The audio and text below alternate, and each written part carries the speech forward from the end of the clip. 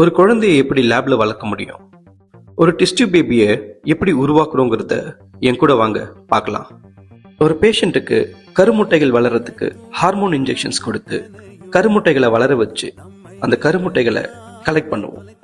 Collect பண்ணினதுக்கு அப்புறமா அந்த கருமுட்டைகளை ரொம்ப பாதுகாப்பா பத்திரமா ஒரு அம்மா குழந்தைய பாத்துக்கிறது போல அந்த கருமுட்டைகளை ப்ராசஸ் பண்ணுவோம். இந்த சமயத்துல அந்த கருமுட்டைகளை சுத்தி உள்ள சில செல்ஸான கியூமுலஸ், கொரோனா செல்ஸ் எல்லாத்தையும் பிரிச்செடுத்து அதுல மெச்சூரான ஊசைட்ஸை மட்டும் தனியா எடுத்து வச்சுப்போம்.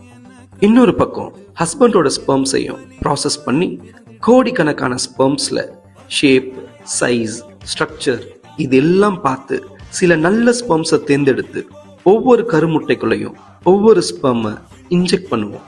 இன்ஜெக்ட் பண்ணினதுக்கு அப்புறமா அந்த கருமுட்டைகளை ஒரு நியூட்ரியன் மீடியம்ல 3 நாள்ல இருந்து 5 நாள் வரைக்கும் ஒரு இன்குபேட்டர்ல வச்சு வளர வைப்போம்.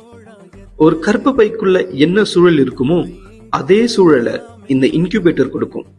ஐவிஎஃப் பேபிஸ் நார்மல் பேபிஸை போல இருக்குமாங்கிற சந்தேகம் நிறைய பேருக்கு இருக்கும். அதுக்கான ஆன்சர் என்னன்னா, அப்பாக்கும் அம்மாக்கும் ஜெனட்டிக் அப்நார்மாலிட்டிஸ் இல்லாத வரைக்கும் ஐவிஎஃப் பேபிஸ் எல்லாமே நார்மலா தான் இருப்பாங்க. இந்த மாதிரியான சயின்டிபிக் வீடியோஸ் உங்களுக்கு வேணும்னா நம்ம பேஜுக்கு ஒரு ஃபாலோ தட்டிங்க.